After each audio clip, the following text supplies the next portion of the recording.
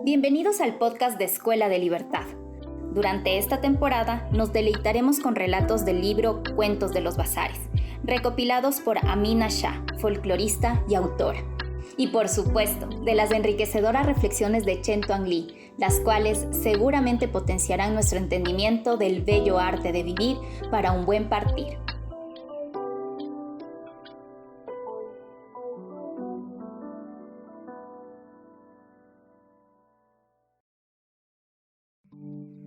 El maestro, cubierto por un manto marrón de pelo de camello y con un turbante blanco en su cabeza, sonrió para sí mismo contemplando los últimos destellos del fuego del caravasar.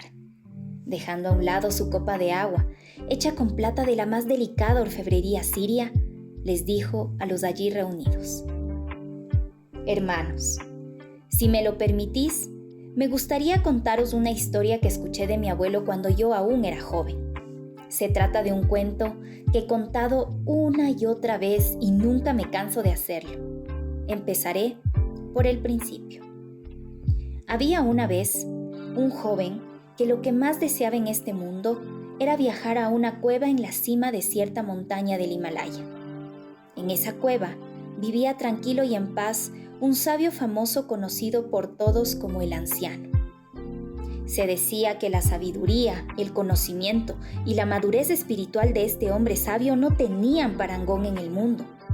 Y Abdullah, que así se llamaba el buscador, decidió emprender el camino largo y peligroso hacia la cueva del anciano, con la esperanza de ser aceptado para estudiar la filosofía milenaria y conseguir así la clave del éxito, el acceso al poder espiritual y la fortaleza para derrocar las fuerzas de la ignorancia. Con este fin, se preparó físicamente, se aprovisionó de frutas secas y nueces y partió, rebosante de juventud y entusiasmo hacia su meta. Sus padres se habían dado cuenta de que esta visita era para él lo más importante de su vida, y ninguno de los dos trató de disuadirlo. Así que lo despidieron, con sus oraciones y bendiciones para que éstas lo acompañaran en su camino mientras se alejaba hacia el horizonte. Era primavera, y las delicadas florecillas que crecían alrededor levantaban el ánimo de Abdullah siempre que se sentía abatido. Las aves silvestres lo animaban con sus trinos. Sus pies, tan firmes como los de una cabra, buscaban cada grieta, cada saliente lo suficientemente fuerte para soportar su peso. Lo ayudaba a ascender más y más, hasta que finalmente llegó a un sitial de roca, liso y circular, a la entrada de la cueva del anciano. La luz en la ladera de la montaña era muy brillante y en ese resplandor estaba sentado el anciano, aparentemente incandescente por la sabiduría eterna. Su cuerpo era enjuto y su ropa tenía el mismo color que las rocas. El pelo era blanco como la nieve en la cima de la montaña y los ojos de color negro intenso refulgían en su cara pergaminada. Recostado en su sitial de piedra, el anciano miró a Abdullah con la misma falta de interés o indiferencia que si se tratara de un mosquito o de una piedra del monte. A trompicones, cayéndose y levantándose una y otra vez, Abdullah al fin se arrojó a los pies del anciano, sin aliento y emocionado por haber llegado finalmente y con la esperanza de alcanzar la iluminación instantánea. Tan pronto como se sintió medianamente cómodo, apoyado sobre sus rodillas maltrechas, comenzó a narrar sus detalles autobiográficos y luego habló de su gran deseo de ver y escuchar al anciano. La cara de este, serena y relajada hasta ese instante, se crispó y enrojeció. Señalando el camino por el que el joven había llegado, le espetó: «¡Vete!». Abdullah comenzó a rogar y a suplicar: «Acéptame como tu discípulo, por favor. Me quedaré el tiempo que sea necesario hasta aprender. Quiero encontrar el camino. Por favor, anciano, no me rechaces, hambriento y sediento como estoy de sabiduría y conocimiento. Ten piedad». El anciano se levantó suavemente, con la gracia de un ágil animal, y de una bolsa de cuero colocada a la sombra del sitial, extrajo algunas frutas secas, unas nueces y un odre con agua fresca. Y ofreciendo todo esto al pobre Abdullah, le invitó a comer y a beber. Acto seguido, Señalando de nuevo la senda, le dijo: «Sigue tu camino». Se dejó caer de nuevo en su sitial y allí sentado se puso a contemplar la lejana blancura de las nieves eternas, mientras el aspirante a discípulo comía y bebía. Después, a una señal del anciano, Abdullah colocó el resto de la comida en su morral y preguntó: «¿No tienes ningún mensaje que darme? He emprendido este largo viaje para cumplir mi sueño de verte. Te pido que me guíes en cómo debo vivir mi vida y que me enseñes a ayudar a otros a lograrlo, como espero conseguirlo yo cuando me hayas preparado». Los centellantes ojos negros se cruzaron con los de Abdullah anegados en llanto.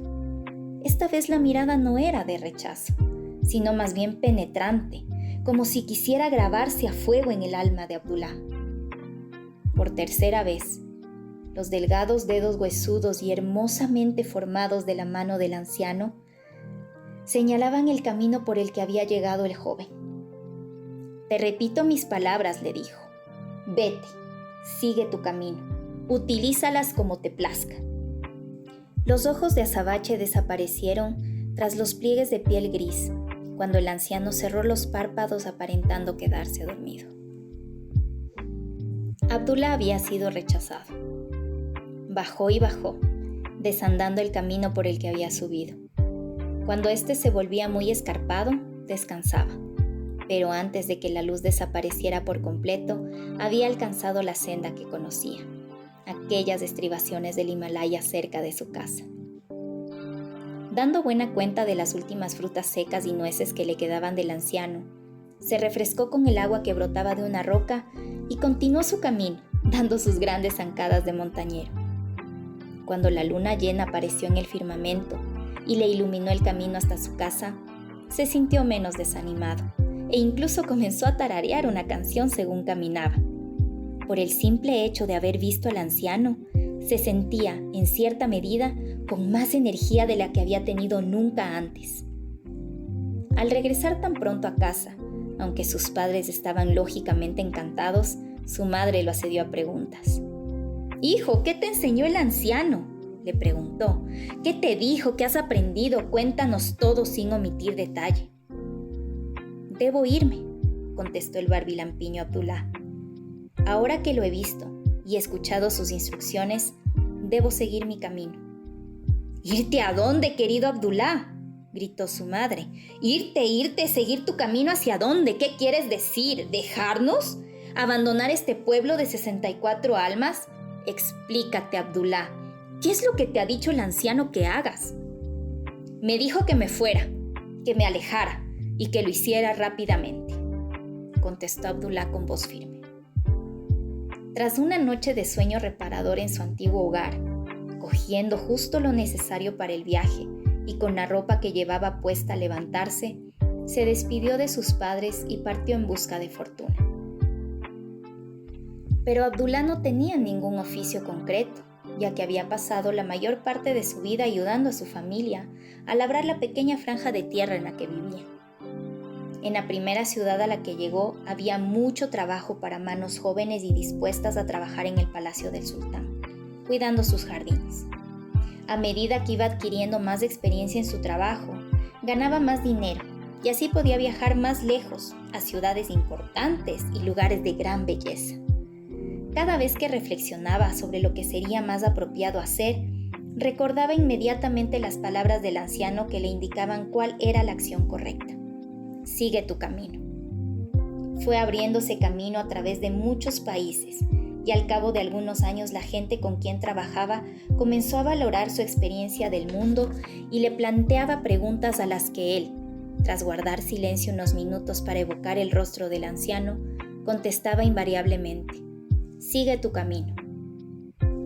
Y esta respuesta les animaba a continuar adelante con el proyecto que les hacía estar indecisos y preocupados, o simplemente recogían sus tiendas y se iban a otra parte. Cada vez que se armaban de coraje para hacer esto, se sentían muy satisfechos con el cambio. Abdullah fue adquiriendo así la reputación de ser un hombre intrínsecamente sabio, incluso sin tener en cuenta los consejos que daba. Finalmente, ya entrado en años y cansado de todo lo que la vida le había dado hasta entonces, comenzó a sentirse como una piedra que rueda y rueda sin criar moho, y decidió regresar a su hogar. No tenía ni esposa ni familia. Sus padres ya habían muerto cuando decidió regresar a su pueblo, y todas las mujeres que aún eran niñas cuando él era joven estaban ahora casadas. Preguntándose cómo proseguir, un Abdullah ya maduro se encontró a sí mismo un día ascendiendo por el camino que había transitado siendo aún joven hacia la cueva del anciano. ¿Seguiría estando allí la cueva? ¿Viviría aún el anciano? ¿Había visto realmente a aquel hombre sabio y había escuchado aquellas palabras? Vete, ve, continúa tu camino. ¿O había sido todo fruto de su imaginación? Lo único que podía hacer era subir y averiguarlo. Anhelaba con todo su corazón y su mente llegar a ese lugar encantado. Sus pies lo llevaron indefectiblemente al mismo lugar. Vio el mismo sitial de piedra y la menuda figura del anciano, sentado allí con su túnica liviana. Sus relucientes ojos negros le daban ahora una calurosa bienvenida. Abdullah permaneció en actitud de respeto ante el maestro, en silencio y con la cabeza bien alta, con determinación en la mirada. El anciano se levantó con agilidad de un muchacho y haciendo una señal con la mano, lo invitó a entrar en la cueva de 1.000.000 de libros de conocimiento. Una vez te dije que siguieras tu camino, habló el anciano con voz queda tomándolo del brazo. Ahora mis indicaciones son otras. Hoy te digo, ven.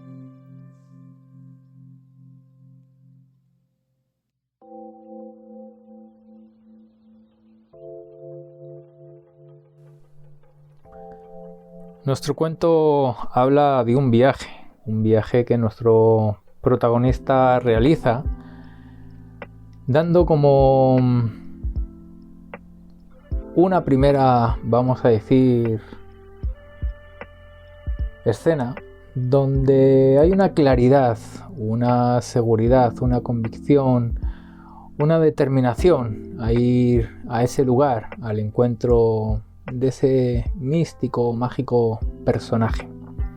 Pudiéramos hablar del despertar, de esa sensación de búsqueda, de ir hacia un lugar, quizás hacia el encuentro, como en este cuento, con un personaje que bien pudiera aportarnos herramientas, conocimiento, experiencias que trascienden el plano humano.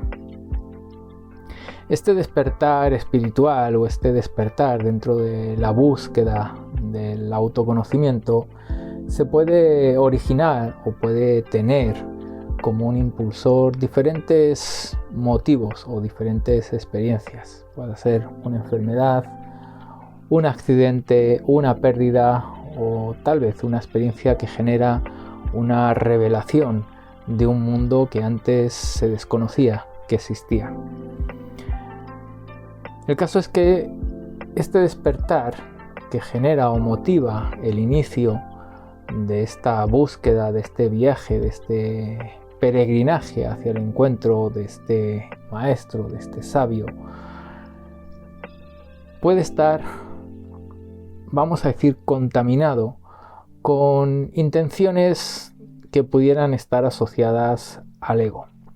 Es decir, que necesitamos revisar cuáles son nuestras motivaciones, cuáles son nuestros propósitos o esos deseos que generan esa, vamos a llamarle, aspiración espiritual.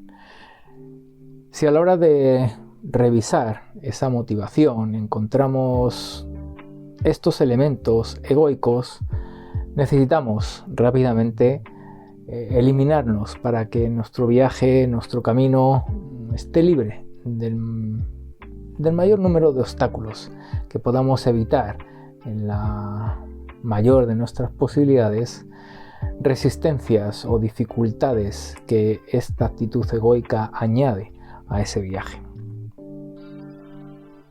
El caso es que ese por qué o ese para qué de recorrer ese viaje, ese por qué o para qué de ir a una escuela o al encuentro de alguien que consideramos con un grado de sabiduría que nos va a permitir avanzar en nuestro camino, nos ayuda a encontrar ese grado de sinceridad, ese grado de honestidad que va a facilitar el fluir en toda esa experiencia de aprendizaje.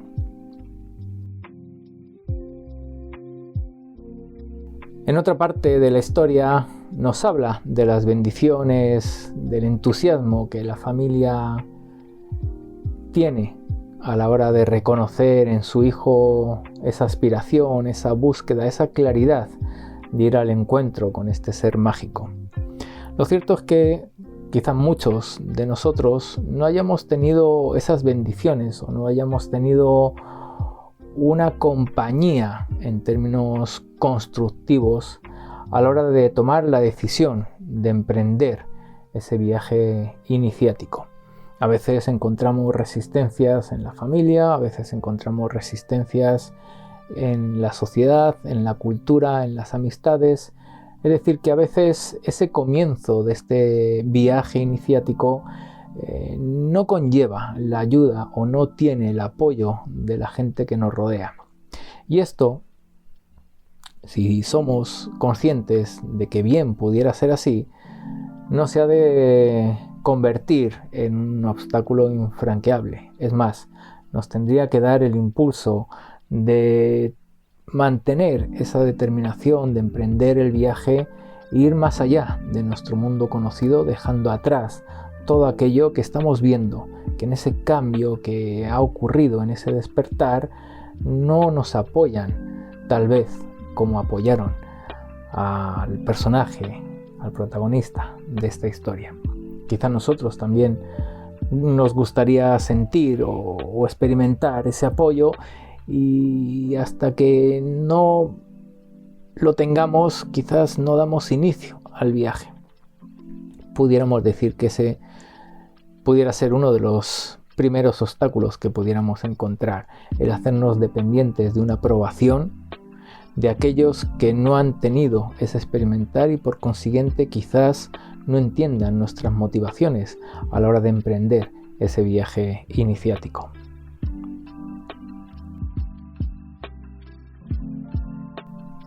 Los obstáculos y las dificultades en ese trayecto de nuestro personaje a la hora de subir, de escalar hacia ese lugar donde se encuentra este ser místico, mágico, bien son el reflejo de todas esas adversidades que en este camino iniciático vamos a ir encontrando.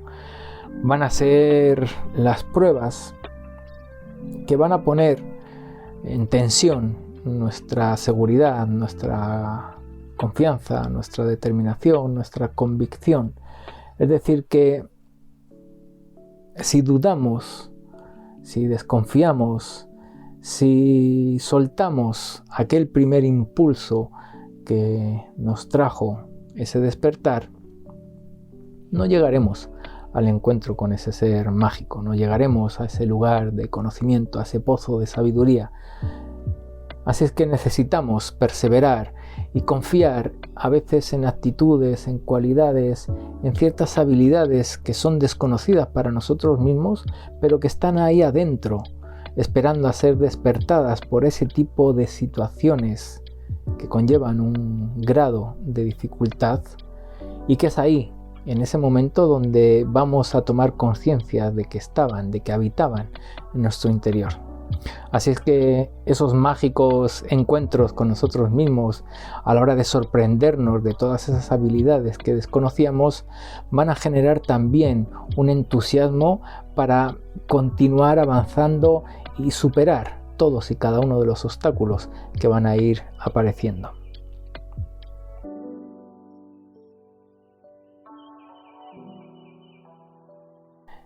Llega nuestro personaje principal, el protagonista de la historia, al encuentro con este ser mágico. Lo describe y pareciera que tiene rasgos diferentes del resto de los comunes mortales. Pero lo cierto es que en su acercamiento pudiéramos detectar una importancia personal que ya intuíamos en la primera parte del cuento. Cuando él tomó la decisión de salir en búsqueda de este ser, bien pudiéramos percibir de que él estaba en las condiciones para encontrarlo y recibir la sabiduría de este ser mágico. Y de esta manera, cuando llega al encuentro con él, surge esta exigencia, surge este reclamo, surge esta incredulidad frente al rechazo. Cuando escuchamos la historia vemos que en la presentación le cuenta quién es, de dónde viene, toda su historia personal antes de escuchar al sabio. Por consiguiente, pudiéramos entender que él se pone por delante de lo que el sabio pudiera decirle. Es decir, que ese vacío que había cuando él llega, lo llena con su historia personal. Y a partir de ahí, el sabio, posiblemente en las condiciones en las que se encuentra, no le importa, y de ahí que lo mira con indiferencia. Y además le dice que se marche. Lo rechaza. Ese rechazo hay que entenderlo como un mecanismo de aprendizaje para nuestro protagonista. Quizás todo lo que el protagonista creía que iba a encontrar en ese lugar, en compañía de este sabio, el sabio sabe que la vida se lo va a dar si sigue su camino. Hay una incomprensión al principio que posiblemente le genera una aversión hacia este sabio místico. Pero de regreso a su casa, de regreso hacia su mundo conocido, aparece la aceptación de la situación. Y en esa aceptación cambia su estado emocional, cambia su estado anímico, cambia la manera de relacionarse consigo mismo y con esos eventos que están pasando antes de llegar a su hogar. Es decir, que la aceptación de ese aprendizaje que el maestro le está ofreciendo, que el maestro le está regalando a través del rechazo, le va a permitir realmente comenzar el viaje.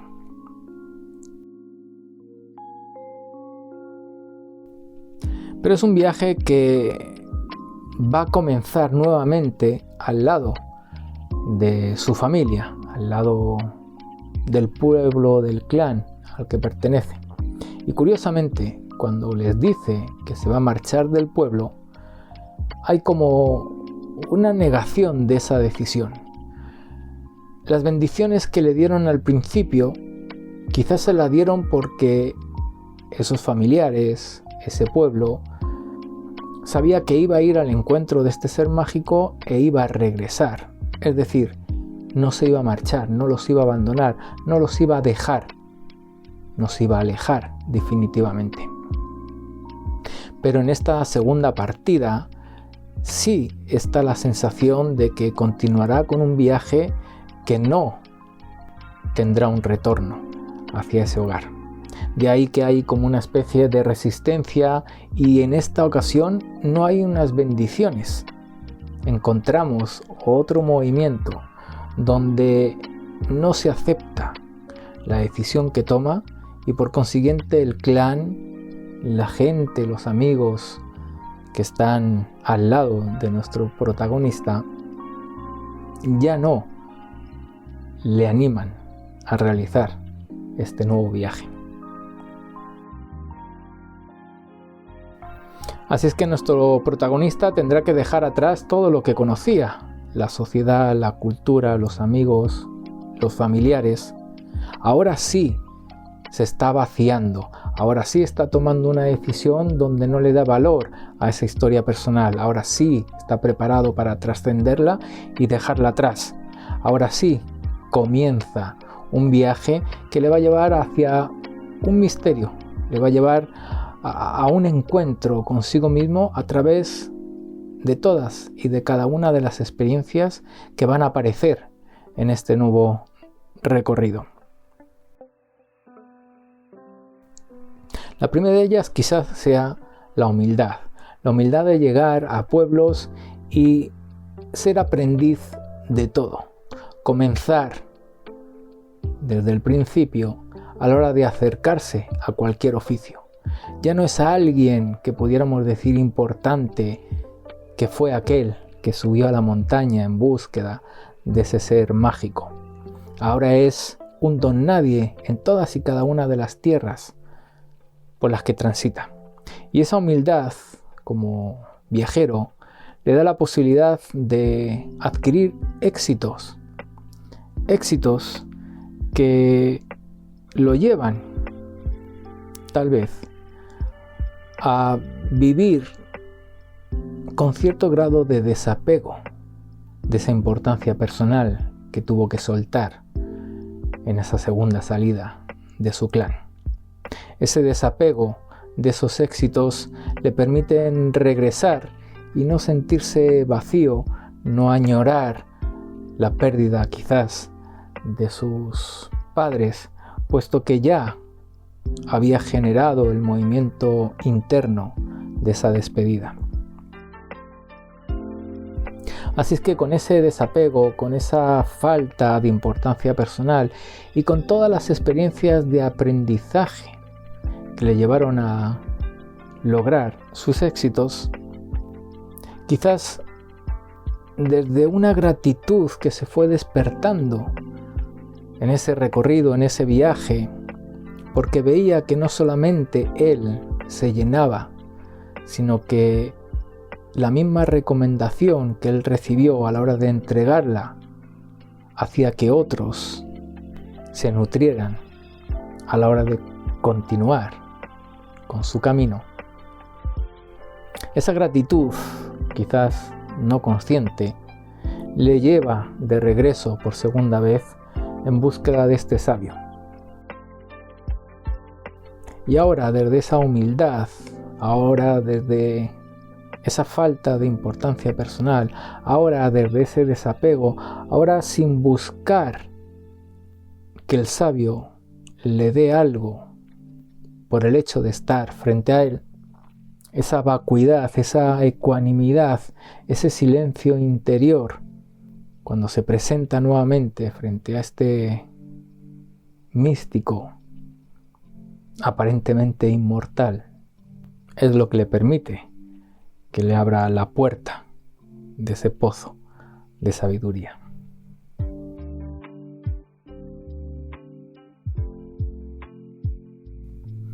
Así es que algunas reflexiones que podemos incorporar en esta hermosa lectura de este bello cuento en teconchen@gmail.com. Podéis dejarnos vuestras reflexiones y también compartir los cuentos que queráis que incluyamos en esta sección. Os mando un abrazo y continuaremos con la lectura, el análisis y las reflexiones de nuevos y maravillosos cuentos.